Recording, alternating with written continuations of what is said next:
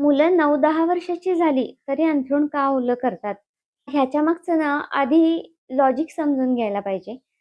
कसं आहे, जी भीती किंवा ज्या भावना मुलांना जागं असताना व्यक्त करता येत नाहीत, त्या भावना मुलांवरती प्रेशर क्रिएट करतात आणि मग झोपेत त्यांच्या ब्लॅडरवर कंट्रोल राहत नाही आणि म्हणून त्यांचं अंथरूण ओलं होतं.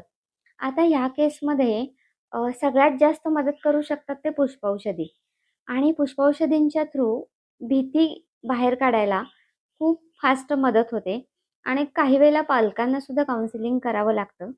त्याचं कारण असं आहे, की ती रिपीट होणारी भीती जी आहे किंवा त्यांच्या मुलाचे काय पॅटर्न आहेत हे बघून ती भीती त्याच्या शरीरातून, त्याच्या मनातून बाहेर काढायला ते त्या मुलाला कसं हेल्प करू शकतात ते बघायला लागतं.